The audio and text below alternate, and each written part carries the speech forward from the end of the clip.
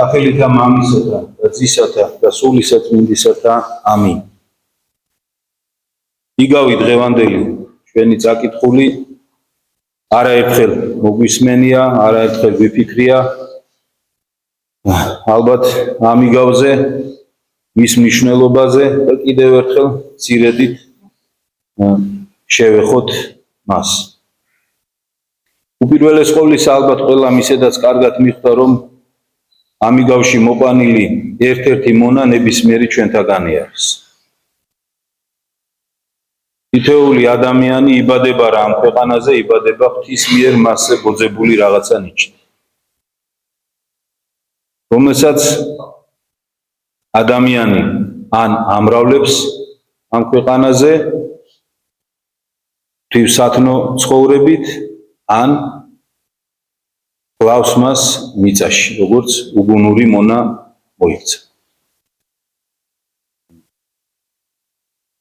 შედეგი ორივე ცხოვრების წესისა ნათლად აღვიწერა მაცხოვარმა ამ იგავში.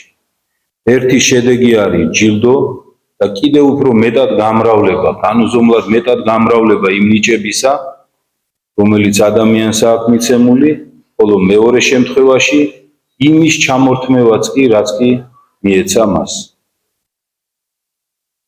იმ საშინელ ხვედრზე უკვე აღარებას ვამბობ, რომ ცეცხლში უნდა ჩაეგდოს, სადაც იქნება ილთა რწენა და დაუძინებელი მატლი. მე მინდა გთხოვოთ სულ ყველას, რომ ამაზე კარგად დავფიქრდეთ, იმიტომ რომ ამ ხვედრს ვერც ერთი ჩვენთაგანი ამ ორი ხვედრთაგან ერთ-ერთს ვერც ერთი ჩვენთაგანი ვერ გაიქცა. ვერც ერთი. თითოეული ადამიანი ვალდებული იქნება ღვთის წინაშე დადგეს და პასუხი აგოს თავისი ცხოვრების გამო. თითოეული ჩვენთაგანი, თითოეული ჩვენს მიერ ჩადენილი საქმის, სიტყვის თუ ფიქრის გამო პასუხს ვაგებთ ღვთის წინაშე.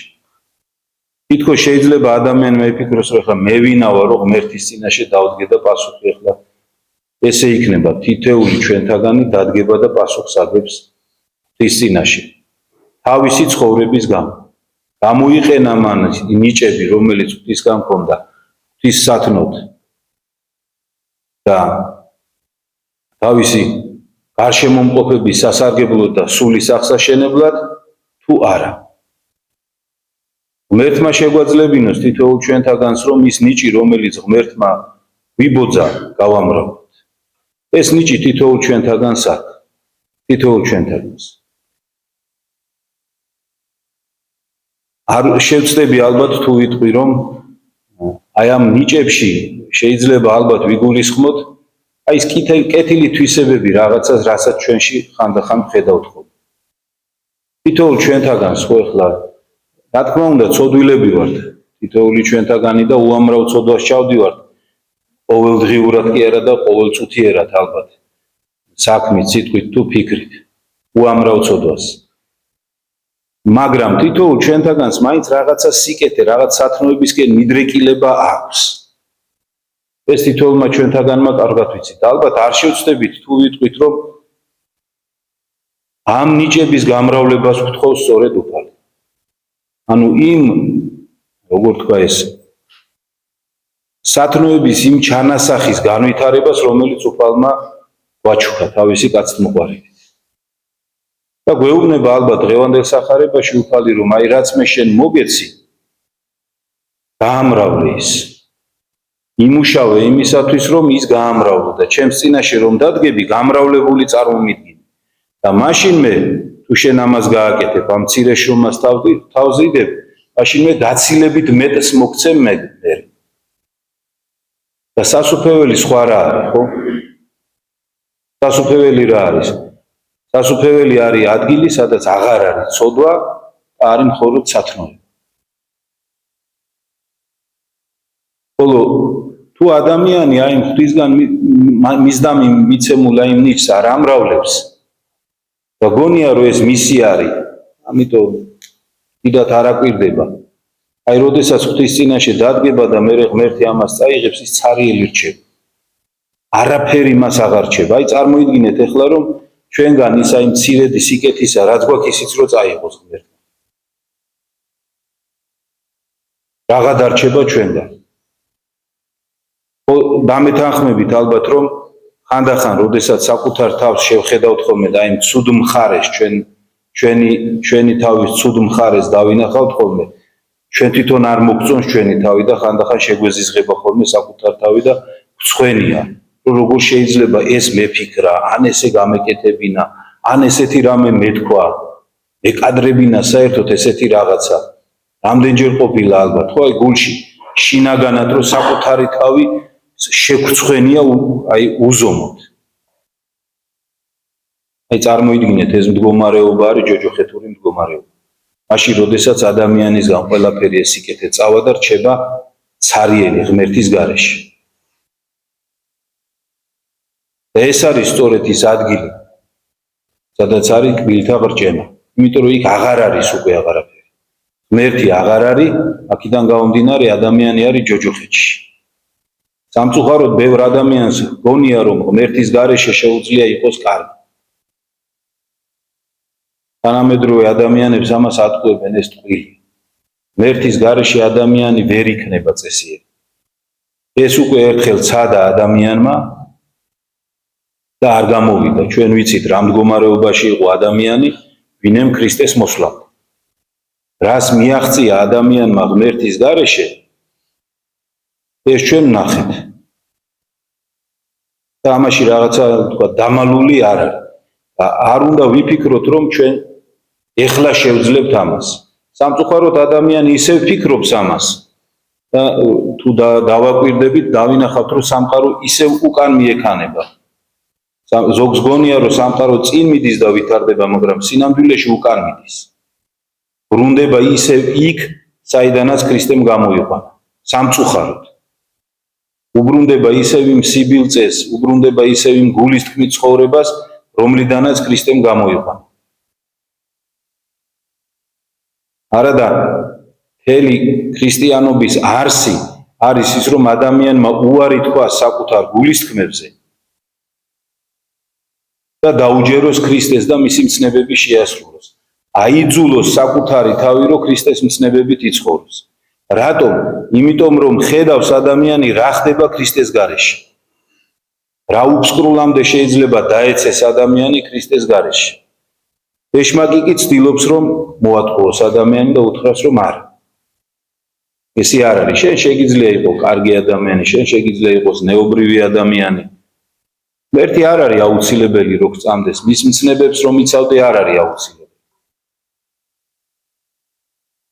იმასაც კი ატყუებს რომ ღმერთი გწამდეს ოღონდ როგორც შენ გინდა ისე გწამდეს ეხლა მცნებები წესები ეს რა საჭიროა არადა ჩვენ ვიცით რომ უფალი ამბობს რომ თუ მე გიყვარვარ ჩემი მცნებები შეასრულე ვისაც მე უყვარვარ მე მიჯერებს ესეა ვისაც ჩემ შემდგომად სვლა უნდა აღიღოს ჯვარი თვისი ეს მე პირველ სახარებაში წავიკითხეთ რომ ჯვრის გარეშე ამ ტვირთის გარეშე ცხონება წარმოუდგენელია და ალბათ ეს ნიჭები სავაჭრო დადება ასეთ შეიძლება გავიგოთ ვაჭრობა რა ტვირთია შრომა გაწია თითოეულმა ამ ადამიანთაგან იმისათვის რომ გაემრავლებინათ ის ტალანტი რომელიც უფალმა მისცამა იტვირთა თავისი შრომა თითოეულმა მათგანმა აი მესამე დაიზარა და ამიტომ წარწყდა ამიტომ თითოეული ჩვენთაგანი საკუთარი ჯვრის ტვირთვას არ უნდა ვეზარებოდეთ პირიქით უნდა გვიხაროდეს რა არის ჯვარი არის თითოეული განსაცდელი რომელიც ჩვენ ცხოვრებაში მოევლინება ღვთისგან თითოეული განსაცდელი რა სახისაც არ უნდა იყოს და რამძიმეც არ უნდა იყოს წესით ქრისტიანი სიხარულით უნდა იღებდეს თითოეულ ამ განსაცდელს და უნდა უხაროდეს რომ მიეცა საშუალება გაამრავლოს ის ტალანტი რომელიც მას ღმერთმა მისცა იმიტომ რომ ეს განსაცდელები მხოლოდ ამისთვის არის დაშვებული რომ ადამიანმა განამტკიცოს საკუთარ თავში რწმენა და გააძლიეროს საკუთარ თავში სათნოებები მხოლოდ ამისთვის არის განსაცდელები მეტი არაფრისთვის რომ ადამიანი განიწმინდოს და ღვთის წინაშე ისე დადგეს ეს არის საშუალება უფლის მიერ ჩვენდამი მოცემული რომ ცხონდეთ და გადავრჩეთ ამიტომ ღმერთმა შეგვაძლებინოს რომ ეს საშუალება გამოვიყენოთ თითოეულმა ჩვენთაგანმა. ეს არ არის იოლი, იმიტომ არ არის იოლი რომ მუდმივ სიფხიზლეს მოითხოვს. მუდმივ სიფხიზლეს. პრინციპში რომ თქვა ქრისტიანობა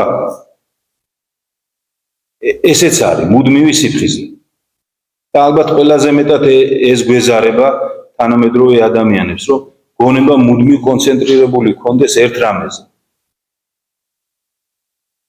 ჩვენ მიჩვეულნი ვართ, იცით როგორ რაღაცას მივეჩვიეთ თანამედროვე ადამიანები, რომ აი ყველაფერს ვაკეთებთ რაღაცა პორციით. აი მაგალითად ვიმუშავებ ორშაბათიდან პარასკევის ჩათვლით და შაბათი კვირა მერე უნდა მე ჩემ ხასიათზე ვიყო. აი ქრისტიანობა კიდე ესე არ არის. ქრისტიანობა გეუბნება რომ მუდმივ ყოველთვის, ყოველ წამს უნდა ფიქრობდე ქრისტეზე და მის ჯვარზე. ეს გვიჭირს. იმიტომ რაღაცა შინაგანი გვეუბნება რომ უნდა დავისვენო. მაგრამ აბა წარმოიდგინეთ, ერთი წამი წარმოიდგინეთ ადამიანმა რომ მართლა ეს მიიღო რომ შენი ღმერთისგან დაისვენო. თუნდაც 1 საათით. ეხლა წარმოიდგინეთ ჩვენ დღეები ვართ ეს 1 საათი კი არა. დღეები ვართ. ჩვენ ხო სამწუხაროდ უნდა ვაღიაროთ რომ დილის ლოცვას რომ ვიტყვით. მერე ღმერთი არ გვახსოვს, საღამოს ლოცვას რო ვიტყვით, მაშინ ცოტა ხნით გაგვახსენდება და მერე დილის ლოცვამდე ისევ ღმერთი არ გვახსოვს. უფრო სწორედ რო ვთქვათ ალბათ და მთლად პირუთვნელად შევაფასოთ საკუთარი თავი, იმ ლოცვის დროსაც კი სხვა რამეზე ვფიქრობთ. და წარმოიდგინეთ იმისათვის რომ ეს ნიჭები გამრავლდეს და ჩვენი ჯილდო მივიღოთ, რაც აქ არის აღწერილი, მუდმივად ღმერთზე უნდა ვფიქრობდეთ და ჩვენი ცხოვრების მიზანი უნდა იყოს ამ ტალანტის გამრავლება. ანუ ამ ორმა მონამ რა გააკეთა, მათ მიზნად დაისახეს. მადლიერი ადამიანები იყვნენ, თქვეს რომ აი ჩვენმა უფალმა ეს მოგცა და მოდი რა სანამ მოვა მე ვიშრომებ ამას გავამრავლებ რომ მოვა მადლიერება გამოვხატო და გამრავლებული დაუბრუნო მას ის რაც მან მე მაჩუქა. მე მონა ვარ, არაფერი არ არის ჩემი. არათუ ჩემი არაფერი არ არის, მეც კი არა ვარ ჩემი თავის. მონის დამახასიათებელი რა არის? თვითონაც კი არ ეკუთვნის თავის თავს. თვითონაც კი პატრონი ყავს. მაგრამ მიუხედავად ამისა, ნახეთ, მადლიერი ადამიანი ერთი განსხვავდება, ამას კი არ ამბობს, როგორც მესამე, რომ შენ ვავი კაცი ხარო, ფიცხელი კაცი ხარო და ამიტომ შემეშინდა დავმალევო რა. არა, ნახეთ, მადლიერი ადამიანი მუშაობს, შრომობს, რომ მოვა მისი ბატონი, რომელმაც ის მიცა რაც მისი არ იყო და იმის ღირსი გახადა, რისიც არ იყო, დაახვედროს უფრო მეტი. აი თითოეულ ქრისტიანს ესეთი დამოკიდებულება უნდა ჰქონდეს ღმერთთან. ჩვენ ყოველთვის უნდა გვახსოვდეს, ბევრჯერ მithქვია და კიდე ერთხელ გავიმეორე პავლე მოციქულის სიტყვები, რომ ჩვენ არაფერი გვაქვს ისეთი, რაც არ მიგვიღია ღვთისგან. ამიტომ ნუ ვიამაყებთ თითქოს რაიმე ჩვენი გვაქვს. აი ამ ორმა მონამ ეს იცოდა. და ამიტომ მადლიერად იშრომეს, იწვალეს, დაახვედრეს თავის ბატონს გამრავლებული ქონება და ამისათვის გაცილებით, განუზომლად მეტი მიიღეს ჯილდოთ. ღმერთმა ინებოს, რომ ჩვენც ისე გვეცხოვროს, მისი კაცთმოყვარებით. უფალი სულ გრძელია, მრავალმოთმენია და გველოდება. დიდხანს გველოდება და გვითმენს, რომ რაღაცნაირად იქნებ გონს მოვიდეთ და ჩვენი ცხოვრება გამოვასწოროთ. ჩვენ სამწუხაროდ ალბათ არ შემეშლება თუ ვიტყვი, რომ არც ერთ ამ მონათაგანს არ გავართ. ჩვენ დაახლოებით როგორ ვიქცევით ხოლმე იცით? ცოტა ხანი ვიშრომებთ, რაღაცას გავამრავლებთ, მერე ავიღებთ ამას დავფლავთ, მერე გაგვახსენდება ისე მავაუთხეთ, ისე დავიწყებთ შრომას, მერე ისევ დაგვავიწყდება, ისევ დავფლავთ. აი ამ ორომტრიალში ვართ სამწუხაროდ. მთელი ჩვენი ცხოვრება და წლები გადის.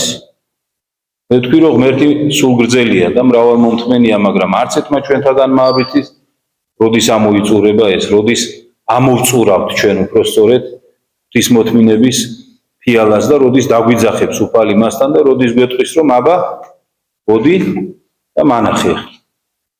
აი მერე უკვე იმის ზახილი რომ იცი რა მე ცოტა მეტი დრო მჭირდებოდა ან ასე შემდეგ ეს აღარ იქნება და უკვე იქ ძალიან მკაცრი პასუხი მოეთხოვება თითოეულ ჩვენთაგანს. ღმერთმა გვაშოროს თითოეულ ჩვენთაგანს ეს. ღმერთმა მოგცეს სინანული თითოეულ ჩვენთაგანს ჩვენი ცოდვების გამო და რაც თავარია მხნეობა და სიბრძნე რომ მუხლ-ჩაუხრელი შრომობდეთ იმ ნიჭების გასამრავლებლად, რომელიც ღმერთმა ვიბოძა. ჩვენი არაფერი გვეგონოს. თუ ჭკუა უჭრის ადამიანს, თუ ხელი უჭრის ადამიანს, თუ სიტყვა უჭრის, ეს ყველაფერი ღვთისგან არის და უნდა ადამიანმა გაამრავლოს ისევე ღვთის სადიდებელად. აი ამისთვის მიენიჭება თითოეულ ადამიანს სასუფეველი, რომელიც მოგცეს ღმერთმა თითოეულ ჩვენთაგანს. უფალმა დაგლოცო და გაგვხსნით.